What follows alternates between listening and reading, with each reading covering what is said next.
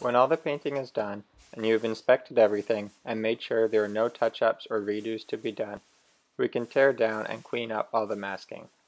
Make extra sure the paint is 100% dry before you do this, as we don't want to accidentally damage a surface while we tear down the masking. Even if the paint is dry, it still takes a couple days to fully cure and reach its maximum hardness, so we still want to be careful.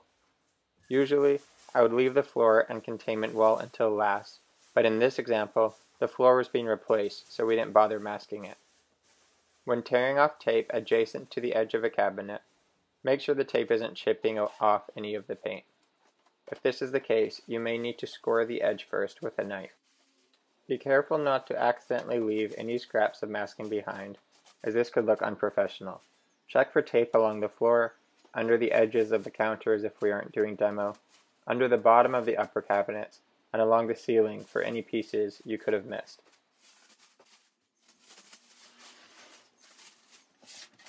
As I said before, the last thing we tear up is the floor paper. It's a smart idea to vacuum or sweep the floor first before you remove the paper, as tearing it up while covered in dust will stir a lot of dust in the air and make a bigger mess for you to clean up after. Once you have vacuumed, you can just go about tearing it up. Again, be careful around any freshly painted surfaces as not to damage them. Each section I tear up I fold up tightly rather than just crumpling, as you can fit way more paper in a single garbage bag this way. Be sure to go along all the edges of the toe kicks so that you don't accidentally miss any scraps of tape.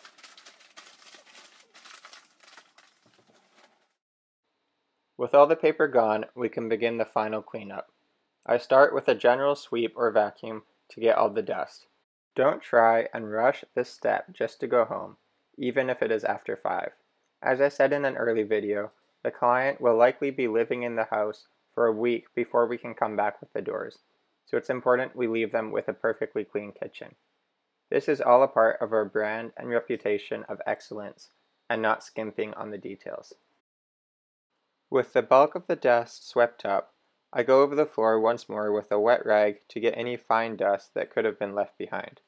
You'd be amazed at how much fine dust the sprayers make.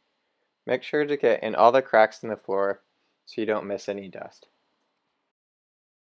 Next, you can wipe down any appliances in the kitchen. Things like stoves, microwaves, and dishwashers have lots of details that can pick up dust.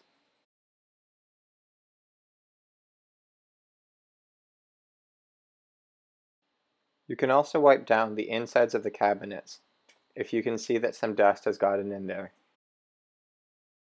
As I have said before, cleaning is all in the details, so go over anything you see in the area that could have dust on it. This is the trick to making clients super impressed and happy.